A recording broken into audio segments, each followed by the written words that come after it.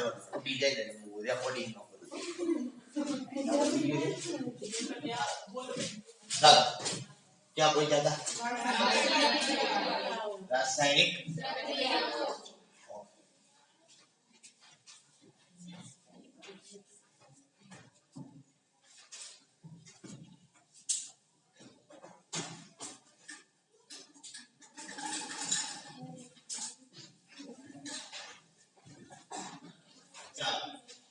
रासायनिक प्रक्रियाओं की बात करवी छे आपणे मूल હવે વાત કરવાની છે આપણે આલ્કોહોલ અને ફિનોલ સંયોજન શેની વાત કરવી છે આગળ પણ આપણે એ જ વાત કરતા હતા આલ્કોહોલ અને ફિનોલ સંયોજનો માટેની કે આલ્કોહોલ અને ફિનોલ સંયોજનો છે એને કેવી રીતે બનાવવામાં આવે એની બનાવટ આપણે જોઈ ત્યાર પછી ભૌતિક ગુણધર્મો સિલેબસમાં છે ને હવે આપણે વાત કરીએ અને રાસાયણિક ગુણધર્મો અથવા તો રાસાયણિક પ્રક્રિયાઓ માટેની આપણે ચર્ચા કરવાની છે तो पहली बात यार जनरली पहले આપણે આલ્કોહોલ ની વાત કરી પછી ફિનોલ ની વાત કરશું બરાબર હવે આલ્કોહોલ સંયોજનો છે જનરલી સર્વતોમુખી સ્વભાવ ધરાવે કેવો ધરાવે સર્વતોમુખી એટલે શું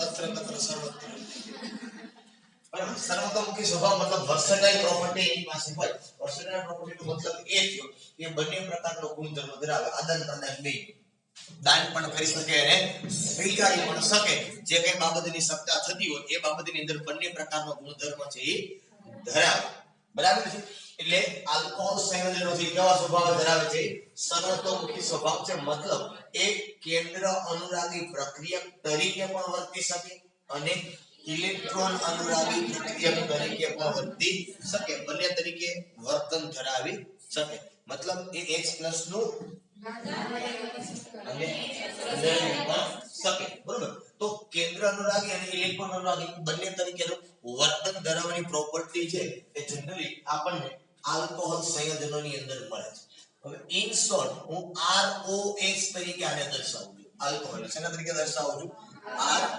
ROH તરીકે આપણે એને દર્શાવ્યું કે આ પ્રમાણે આલ્કોહોલ છે હવે આલ્કોહોલ સંયોજનો જો કેન્દ્ર અનુરાગી પ્રક્રિયક તરીકે વર્તે तो OH બંધ તૂટે શેના તરીકે વાત કરું છું કેન્દ્ર અનુરાગી પ્રક્રિયા તરીકે મતલબ ન્યુક્લિયોફાઇલ તરીકે વર્તે શેના તરીકે વર્તે ન્યુક્લિયોફાઇલ તરીકે વર્તે તો કયો બંધ તૂટે OH બંધ તૂટે અને જો એ ઇલેક્ટ્રોન અનુરાગી તરીકે વર્તે તો કયો બંધ તૂટે આ કો મતલબ CO બંધ કહેવાય કયો બંધ કહેવાય CO બંધ એને જનરલી ઓળખવામાં આવે છે કે કાર્બન અને ઓક્સિજન વચ્ચેનો બંધ છે એ તૂટે બરોબર હવે કેવી રીતે તૂટે શું થાય એની આપણે જનરલી ચર્ચા કરી હવે પહેલી વાત કરું હું પહેલી કન્ડિશન કે જો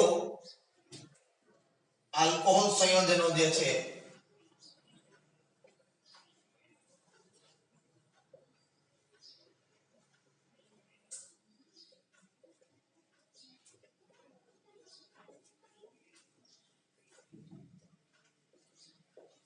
આલ્કોહોલ સંયોજનો કેન્દ્ર અનુરાગી પ્રક્રિયક તરીકે વર્તે ત્યારે શું થાય ત્યારે કેવી રીતે શું થાય એ તમને કહી દીધું પહેલા ઇન્સર્ટ માં સીધું કહી દીધું શું થાય OH બંધ તૂટે કેવી રીતે તૂટે એ વસ્તુની વાત કરવાની છે હવે આલ્કોહોલ ને શેના તરીકે વર્તન કરાવવાનું છે મારે કેન્દ્ર અનુરાગી તરીકેનું મારે વર્તન કરાવવું છે હવે જો કેન્દ્ર અનુરાગી તરીકેનું વર્તન કરાવવું હોય તો એક વસ્તુ એ બહુ સરસ મજાની છે આપણી પાસે શું છે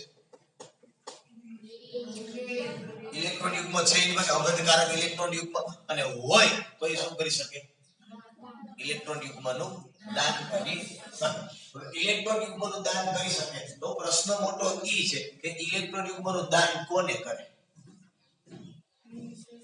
ઇલેક્ટ્રોન યુગ્મનું દાન કોને કરે સીધી વસ્તુ છે એની બાજુમાં કોણ હોવું જોઈએ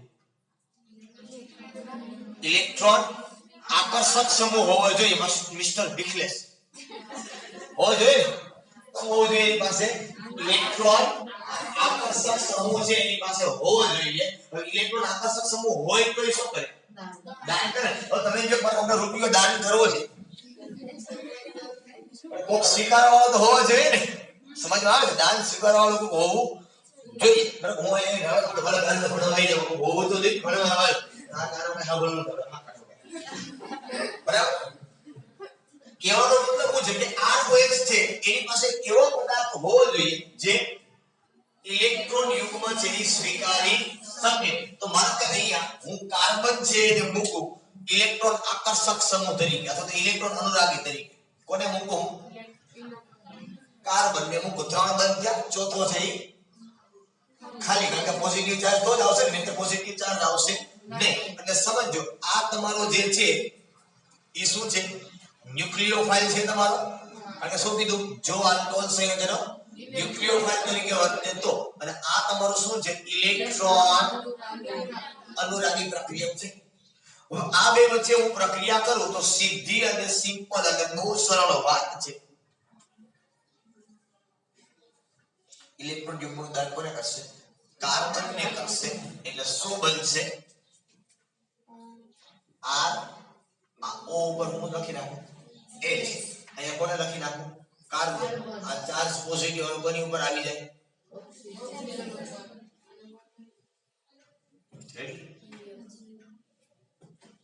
ક્લિયર થઈ આ વસ્તુ મગજમાં બેઠો બધાને? બરોબર. શું છે હવે આ ખરેખર જે સ્ટેટ છે ક્રિટિકલ હોય, સંક્રાંતિ અવસ્થાને તમે કહો તો અસ્થાયી મધ્યવર્તી સંયોજન જે કંઈ તમને કેવું અહીંયા થાય. એટલે હવે શું થાય તો કે આ જે બંધ છે ને એ બંધની અંદર આ જે ઇલેક્ટ્રોન હોય એની પાસે એ કોણ લઈ લે? ઓક્સિજન, હાઇડ્રોજન, ઉડન છો. તો શું બને? આ હવે આવી ગયા ઇલેક્ટ્રોન એના અહીંયા કોણ આવી ગયું? કાર્બન. ચલો પડી ગયો. આજ થીટું બીજો કઈ થીટું છે તમને ખબર છે તો કે આમ જ થાય. પછી એમ થાય એની જ વાત કરી આપણે, નવું કઈ કહેતા નથી. OH બંધ તૂટે ને આમાં સીધી સિમ્પલ વાત છે કે આ ઇલેક્ટ્રોન યુગ્મ કઈ બાજુ જાય? ઓક્સિજન બાજુ જાય, હાઇડ્રોજન બાજુ જાય? આ એક વસ્તુ આપણે દર્શાવી કે આવું થાય તો આવું જ થાય. બરાબર. ઓકે, સેકન્ડરી વાત કરીએ આપણે. શું? જો આલ્કોહોલ સંયોજનો ઇલેક્ટ્રોન અનુરાગી પ્રક્રિયક તરીકે વર્તે. પહેલા તો એવી વાત છે કે જે તમારો આલ્કોહોલ છે એને પહેલા તો ઇલેક્ટ્રોન અનુરાગી તરીકે વર્તન કરે એવો બનાવવો પડે. આપણે કીધું કે આલ્કોહોલ છે સર્વતોમુખી સ્વભાવ ધરાવે. એક કેન્દ્ર અનુરાગી તરીકે પણ વર્તે અને ઇલેક્ટ્રોન અનુરાગી તરીકે પણ વર્તે. બરોબર. હવે જો ઇલેક્ટ્રોન અનુરાગી તરીકે તમારે વર્તન કરાવવું છે એટલે શું હોવું જોઈએ? ઇલેક્ટ્રોન સ્વીકારવાની વૃત્તિ હોવી જોઈએ. મતલબ એવો થયો કે મિસ્ટર પિકલેસ જેવો દેખાવો જોઈએ થોડો ઘણો, તો જ કોક એને દાન કરશે ને. અથવા વ્યવસાય મીન બીન મન ફટાફટ ઝટકાઈને આમ ઊભા હોય રોડ પર રૂપિયો દે, રૂપિયો દે કોઈ હે એવા તૂટેલા ફાટેલા કપડા છે આમ બરોબર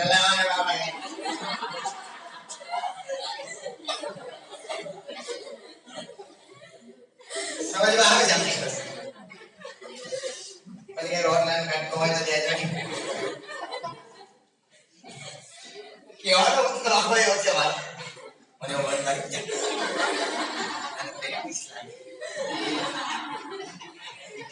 આવો પરિસ્થિતિ નથી એ મને ચાલ તો ટોપિક પર આવી જવા ટોપિક પરથી ભટકાઈ જવાય. તો આલ્કોહોલ સંયોજનો છે પેલા તો કેવા લાગવા જોઈએ? ઇલેક્ટ્રોન અનુરાગી પ્રક્રિયક જેવા લાગવા જોઈએ. પછી એ શેના તરીકે વર્તન કરે? ઇલેક્ટ્રોન અનુરાગી પ્રક્રિયક તરીકે વર્તન કરે. ત્યાં સુધી વર્તન કરે ને મતલબ આપણે ઇલેક્ટ્રોન કોક સ્વીકારે એવો બનાવો છે ને, એ પોતે સ્વીકારે છે ઇલેક્ટ્રોન. મતલબ કોક દાન કરે તો આ પોતે શું કરે? સ્વીકારે. એવો કંઈક લાગવો જોઈએ. મેં તમને હમણાં કીધું આપણે વ્યવસ્થિત આમ ગયા હોય તૈયાર થઈને રોડ પર ઊભા હોય વાટકો લઈને બરાબર વ્યવસ્થિત મેકઅપ કરી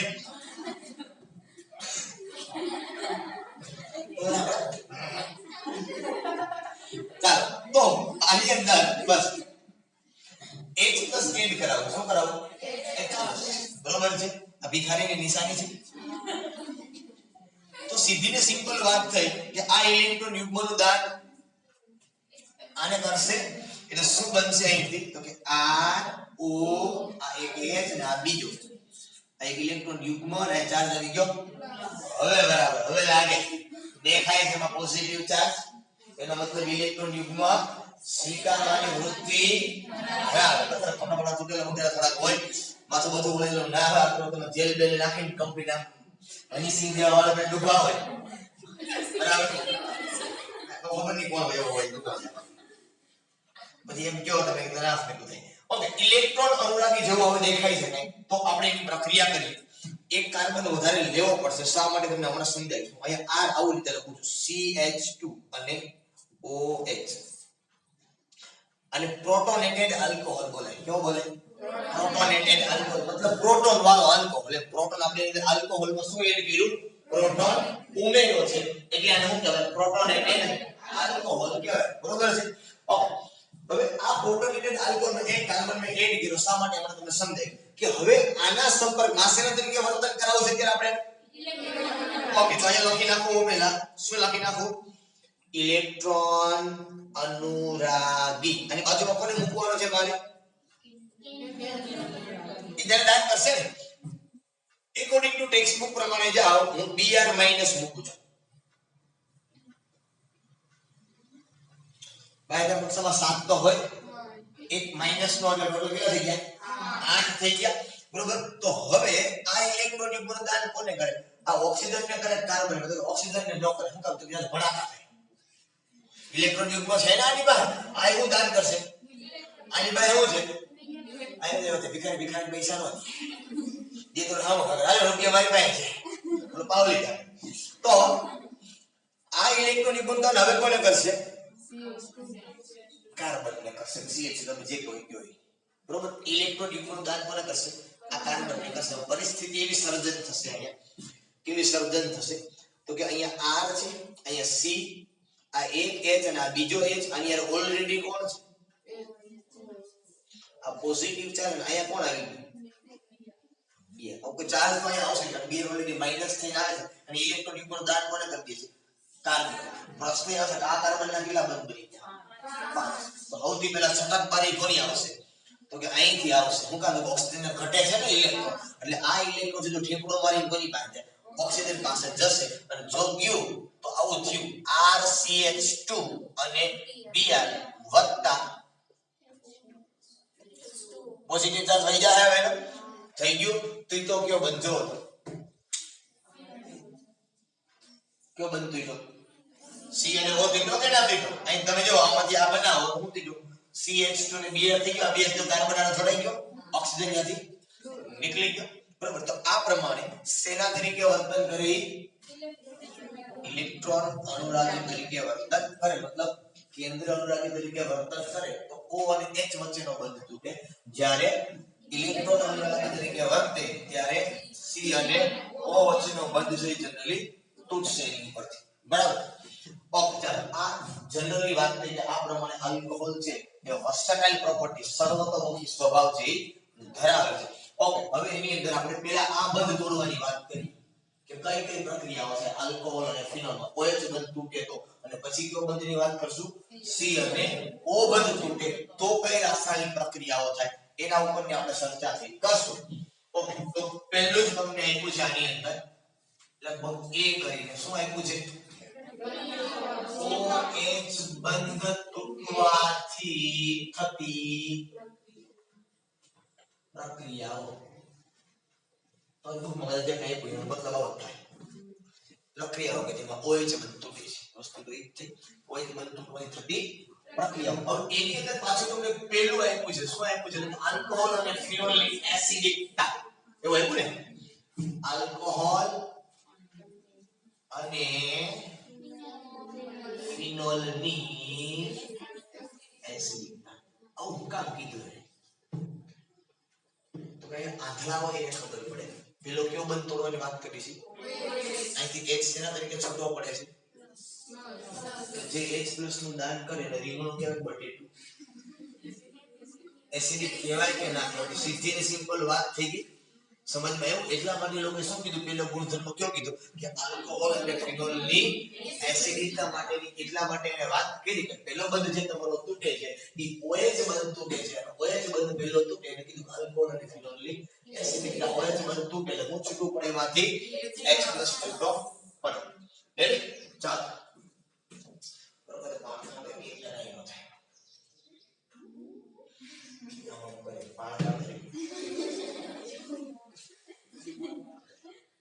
આપ્યું છે પેલું ધાતુ સાથેની પ્રક્રિયા.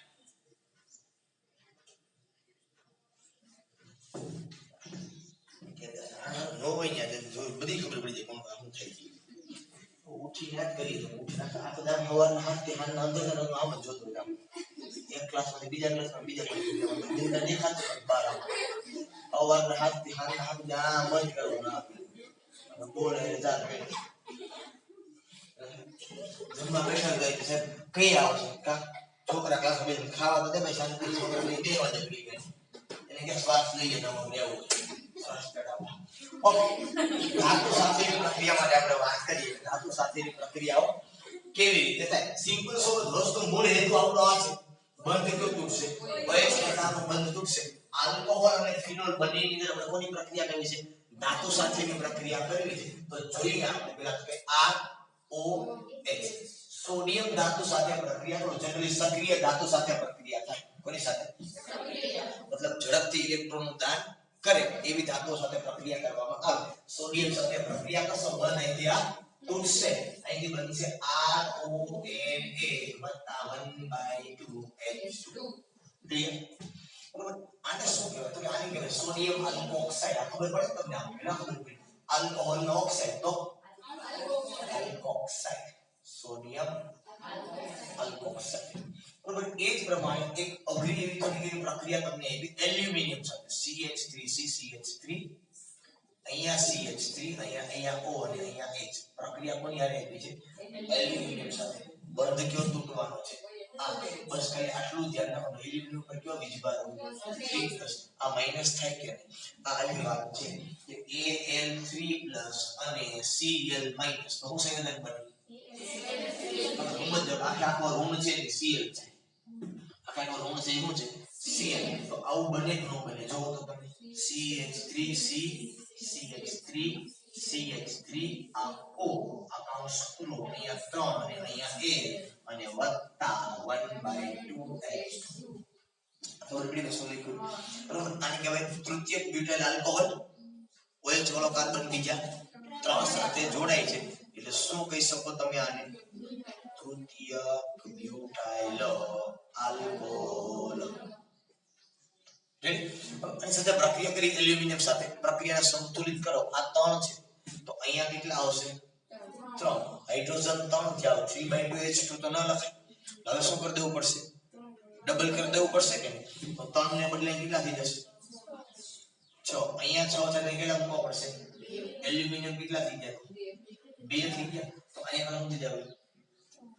3H2 છે 6/2H2 એટલે 3H2 થઈ ગયું. ખ્યાલ પડ્યો બધાને? ઓકે. તો આને તમારે કેવું હોય તો કહેવાય શું કહેવાય? એલ્યુમિનિયમ બ્યુટોક્સાઇડ. શું કહેવાય? એલ્યુમિનિયમ ધન એનું નામ પહેલા આવે એલ્યુમિનિયમ બ્યુટોક્સાઇડ. ઓકે કહેવાય. ઓક્સાઇડ ભીનું તમારું શું કહેવાય? બ્યુટોક્સાઇડ. તો જે કે તમારે કેવું બરોબર? આલ્કોક્સાઇડ કે બ્યુટોક્સાઇડ જ બને. તમારે બ્યુટોક્સાઇડ એવું ન કરે. જે હોય હરખું જ આવે. એલ્યુમિનિયમ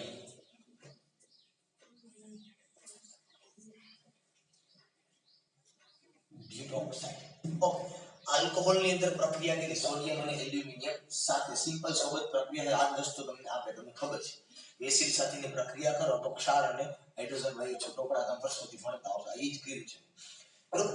સેકન્ડ પ્રોપર્ટી આપણે ફિનોલ સાથેની જોઈએ કે બીજે ફિનોલ છે તમારો કે એ ફિનોલની જો સોડિયમ ધાતુ સાથેની પ્રક્રિયા કરવામાં આવે તો પણ સેમ વસ્તુ બનશે. અહીંથી તૂટશે અને શું બનશે? O and A. અહીંયા તમારી જે હતી એ બેન્ઝીન રિંગ અને વત્તા 1/2H2 અને કહેવાય સોડિયમ ફિનોક્સાઇડ. શું કહેવાય? સોડિયમ. મેં તમને આગળ વાત કરી હતી ફિનોક્સી અને ફિનોક્સાઇડ આ બે ભેગું ના થાય એનું ખાસ કાળજી લેવાની છે. બરાબર છે કારણ કે અહીંયા કંઈક બીજું હોય તો જ ઈથર બને અહીંયા સોડિયમ હોય તો ઈથર બની શકે નહીં બરાબર એવી જ રીતે બીજું એવું ભેગું ભેગું કીધું કે જે તમારું ફિનોલ છે એ જે ફિનોલ છે એની પ્રક્રિયા જો તમે NaOH સાથે કરો તો એ વસ્તુ તીર બનશે અહીંથી H છૂટો પડશે એમ હોઈ જશે O એને આપણે આગળ વળી ગયા છે બહુ ઊંડો નથી જતો બરોબર અને વધતા H2 પણ આ દરેક પ્રક્રિયાઓ છે એ દર્શાવે છે શું દર્શાવે છે કે આલ્કોહોલ અને ફિનોલ છે એ એસિડિક પ્રોપર્ટી ધરાવે છે અથવા તો એસિડિક ગુણધર્મ ધરાવે છે કારણ કે શેનું દાન કરે છે H+ નું દાન કરે છે હવે ક્વેશ્ચન એવું કરે સર કયા પ્રકારના એસિડ છે તો કે બ્રોન્સ્ટેડ એસિડ કહેવાય કયા એસિડ કહેવાય બ્રોન્સ્ટેડ એસિડ એટલે કેવા એસિડ તમને કદાચ જો યાદ હોય તો આપણે આગળ ભણ્યા બરોબર કે જે H+ નું દાન કરે એને એસિડ કહેવાય H+ સ્વીકારે એને બેઝ કહેવાય એકોર્ડિંગ ટુ બ્રોન્સ્ટેડ લોરી બરોબર બ્રોન્સ્ટેડ અને લોરીના નિયમ પ્રમાણે આ આખો એને પાયો બનાવવો પડે કે H+ ઉપર બરોબર તો આ H+ ના આધારે તમે કહી શકો કે કોણ એસિડિક છે અને કોણ બેઝિક છે બરોબર ચાલો અને બીજી વાત કે આલ્કોહોલ સંયોજનો તમારી પાસે કે ફિનોલ સંયોજનો છે કે બ્રોન્સ્ટેડ બેઝ તરીકે પણ વર્તે બેઝ એટલે ઇલેક્ટ્રોન યુગ્મનું દાન કરે શું કામ તો કે ઓક્સિજન પાસે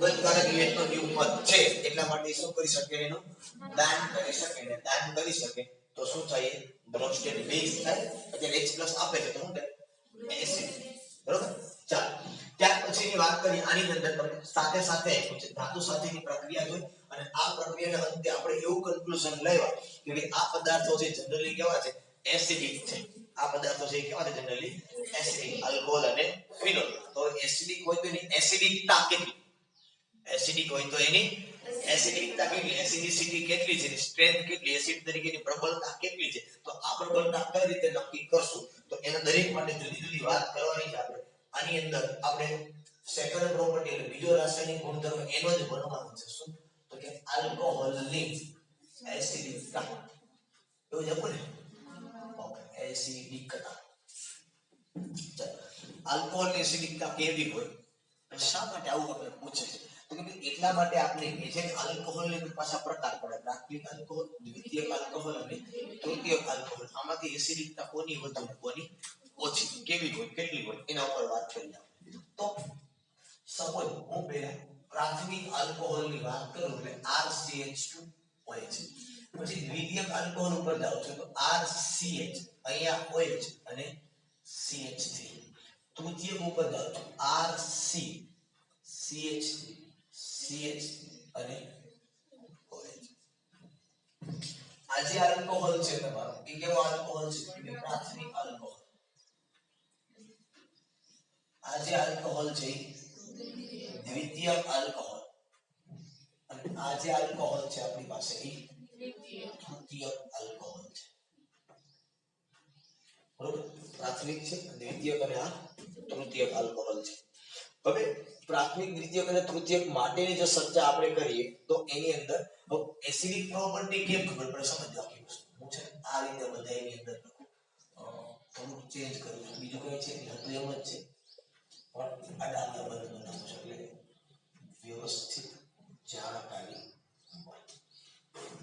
બધામાં OH સમૂહ છે બધાય O અને H વચ્ચેનો બંધ તોડવાનો ગુણધર્મ ધરાવે આલ્કોહોલની વાત કરીએ પણ હવે આમાંથી વધુ એસિડિક કોણ તો કેમ આપણે ખબર પડે વધુ એસિડિક કોણ તો સર એક વસ્તુ આપણે ખ્યાલ આઈડિયા આવે કે જે ઝડપથી H+ છૂટો કરી એ વધુ એસિડિક કહેવાય જે ઝડપથી H+ છૂટો કરે એની એસિડિકતા કેવી થાય વધારે થાય તો કોણ ઝડપથી H+ છૂટો કરે એનો આધાર કોની પૃથ્વીની આજુબાજુ વાળા કોણ છે અને કેવા છે એના ઉપર આધાર રાખશે કે ઝડપથી H+ છૂટો કરે છે કે નહીં બરોબર ચાલો હવે અહીંયા જોવાનું છે કે આ જે બંધ છે ખરેખર તૂટે દરેક ની અંદર પણ એનો આધાર એના ઉપર છે ઓક્સિજનની બાજુમાં કોણ છે ઓક્સિજન પાસે દરેક ની અંદર તમને ખ્યાલ છે શું છે એની પાસે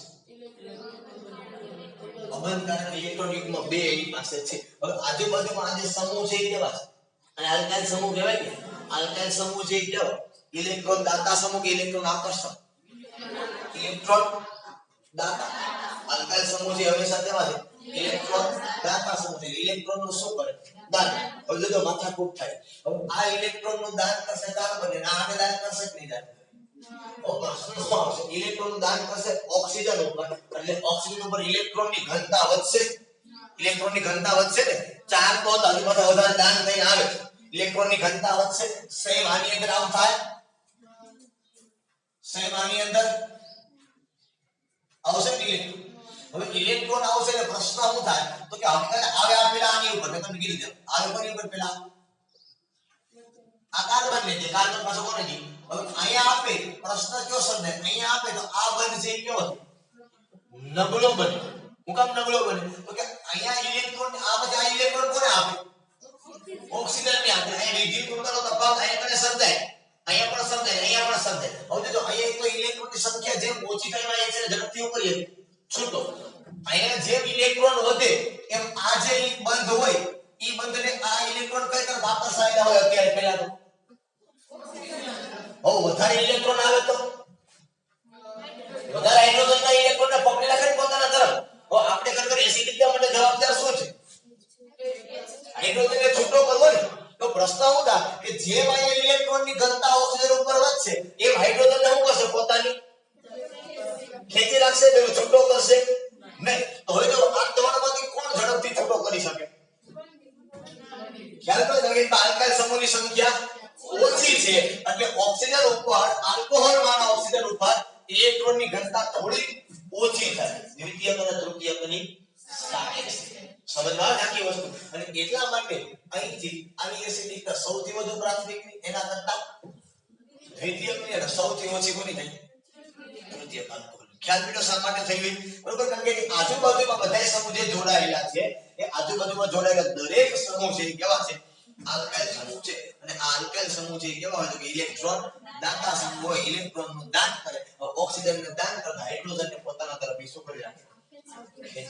ખેંચી રાખે. તો હાઇડ્રોજન ને છૂટો થવા દે નહીં. છૂટો ન થાય તો એસિડિકતા એની કેવી થઈ જાય? ઓછી થઈ જાય. Is it clear? ઓકે. આ પ્રમાણે હવે બીજી એક અગત્યની વાત આની અંદર એવી કહેવામાં આવી છે આપણને કે આલ્કોહોલ સંયોજનો કરતા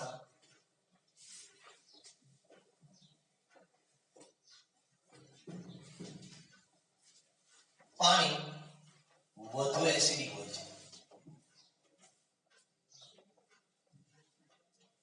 આલ્કોહોલ સંયોજનો કરતા પાણી, આપણે તો આમ થોડું કોઈ ગયા આલ્કોહોલ કરતા પાણી વધુ એસિડિક કઈ રીતે? તો સિમ્પલ સોબત પહેલા હું તમને જે વાત કરું પછી આપણે ટેક્સ્ટ બુક પ્રમાણે જઈએ.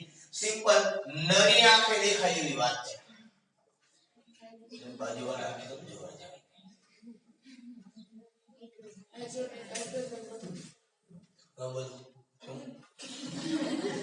સમજમાં આવે આખી વસ્તુ કે અહીંયા તમારી પાસે ઇલેક્ટ્રોન દાતા છે તો આને પકડી રાખશે. અહીંયા એવું તો કોઈ છે નહીં તો આમાં બે માંથી ઝડપથી H+ ક્યાં છૂટો પડશે?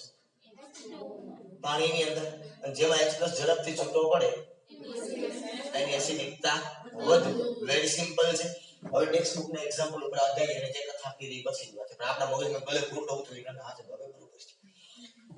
બરોબર. એસિડિક કેરેક્ટરની જો વાત કરો તમે તો એસિડિક કેરેક્ટરની અંદર પાણીની એસિડિકતા વધુ અને પછી કોની આવે? મેં અહીંયા પ્રાથમિક દ્વિતીયક તૃતીયક લખ્યું નથી. શા માટે નથી લખ્યું? તો કે હવે બધું આની અંદર આવશે. પ્રાથમિક દ્વિતીયક તૃતીયક આ બધાના પછીની વાત છે. એ બધા કરતા પાણીની એસિડિકતા તો વધુ અને પાણીમાં એકો ઇલેક્ટ્રોન દાતા નથી. ત્યારે પ્રાથમિકમાં 1 છે, દ્વિતીયકમાં 2, તૃતીયકમાં 3. ઇલેક્ટ્રોન દાતા સમૂહ. હવે આપણને એવું કીધું છે લોકોએ કે ભાઈ આ વસ્તુ તમારે સમજવા માટે આલ્કોક્સાઇડની પાણી હારે પ્રક્રિયા કરવાની. કોની? આલ્કોક્સાઇડ. આલ્કોક્સાઇડ એટલે કેવું? તો કે RO- અને કેવો કહેવાય? આલ્કોક્સાઇડ કહેવાય. હવે આ આલ્કોક્સાઇડની પ્રક્રિયા તમારે કોની હારે કરવાની છે? પાણી સાથે. તો પાણી સાથે તમે એની પ્રક્રિયા કરશો એટલે શું થાય? અહીંથી H+ નું દાન કરશે કે નહીં કરે? દાન કરે તો શું થાય? અહીંયા ROH + OH-. આવજો કોને દાન કર્યું? H+ નું? H2O. તો આને શું કહેવાય? એસિડ આને સ્વીકાર્ય અને શું કહેવાય બેઝ તો બેઝ હોય એનો શું હોય આમ યાદ હોય તો યાદ કરવાનો પ્રયત્ન કરજો સહયુગ્મ એસિડ એસિડ હોય એને શું હોય સહયુગ્મ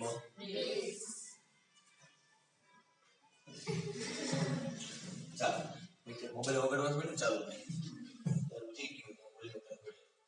તો બેઝ અને એસિડ છે હવે જો તમને કદાચ જો યાદ હોય ને તો 11 3 માં આપણે સંતુલન ચેપ્ટર ની અંદર જોતા કે એસિડ હોય ને એના સંયુગ્મ બેઝ નિર્બળ જો એસિડ પ્રબળ હોય તો એના સંયુગ્મ બેઝ નિર્બળ હોય જો બેઝ પ્રબળ હોય એના સંયુગ્મ એસિડ નબળા હોય તો નિર્બળ એના કરતા ઉલટું જો નિર્બળ સંયુગ્મ એસિડ એ પ્રબળ હોય તો એના બેઝ નિર્બળ હોય બરોબર અથવા સંયુગ્મ બેઝ પ્રબળ હોય તો એના સંયુગ્મ એસિડ છે કેવા થઈ જાય સમજ આવે કેવાનો મતલબ કે કેવાનો મતલબ એવું છે જો બેઝ પ્રબળ હોય એમાંથી બનતો સંયુગ્મ એસિડ નિર્બળ થાય જો સંયુગ્મ એસિડ પ્રબળ હોય તો એનો બેઝ નિર્બળ થાય સેમ અહીંયા જો એસિડ પ્રબળ હોય તો એનો સંયુગ્મ બેઝ નિર્બળ થાય જો એનો સંયુગ્મ બેઝ પ્રબળ હોય તો એનો એસિડ છે કેવો થાય સમજતા આખી વસ્તુ તો આનો મતલબ આમાં આપણે ખબર છે આ H2O છે ને એસિડિક છે પ્રબળ એસિડ છે તો આનો સંયુગ્મ બેઝ કેવો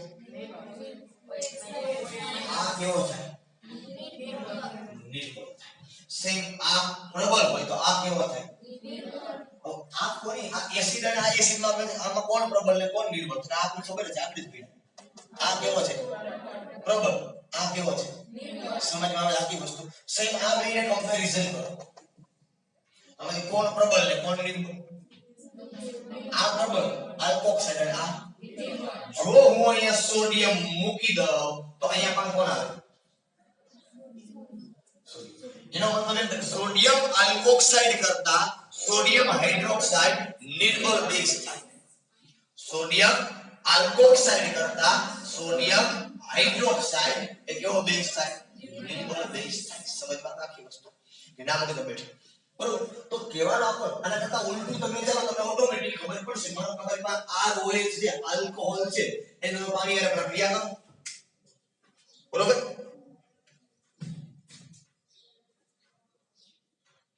અને એસિડ તરીકે વર્તન કરાવો દાન કરી શકે તો શું બનશે અહીં RO વત્તા H3O આ એસિડ છે તો આ કેવો થાય પાણી તો બને તરીકે વર્તી શકે બરોબર તો આ એસિડ હોય તો આ શું હોય સંયુગ્મ આ બેઝ હોય તો આ એનો સંયુગ્મ મગજમાં બેઠા કે હવે તમને કહો આ એસિડ નિર્બળ છે કે આ નિર્બળ છે કે નથી આલ્કોહોલ નિર્બળ એસિડ છે ને તો આ નિર્બળ હોય તો સંયુગ્મ બેઝ હવે સોડિયમ મૂકો તો હાલે કે હાલે ખ્યાલ પડે છે જો આ બેઝ પ્રબળ હોય તો સંયુગ્મ એસિડ સીધી સિમ્પલ વાત છે કે નથી મગજમાં બેઠતો બરોબર તો આ એસિડ આપણે ખબર છે આલ્કોહોલ વાળો એસિડ થઈ ગયો છે નિર્બળ છે એમાંથી સંયુગ્મ બેઝ કયો બન્યો આ બેનો કે તો આ કેવો થાય તો આ જ વાત કરું છું બે એક જ થયા કે નહીં ખ્યાલ પડે છે કે આ નિર્બળ છે સોરી ફોર ધેટ આ નિર્બળ છે સંયુગ્મ એસિડ તો સંયુગ્મ એસિડ નિર્બળ હોય તો એનો બેઝ રેડી પછી એની કમ્પેરીઝન બેઝ હારે કરવાની બેઝ ની સંયુગ્મ બેઝ અને કોના કરતા નિર્બળ ખબર પડે ને કહેવાનો મતલબ મારો શું કોના કરતા નિર્બળ છે બીજો બેઝ જે મળ્યો તમને એના કરતા એ બેઝ કેવો થાય નિર્બળ કે પછી કોઈ પણ પ્રબળ હોય એમાં એક ખ્યાલ પડે છે આખી વસ્તુ બરોબર તો આ છે તમારી આલ્કોહોલ સંયોજનો છે એની એસિડિક ક્લિયર ઓકે ચાલો અહીં સુધી રાખીએ છીએ આટલું પ્રિન્ટ આઉટ કાઢીએ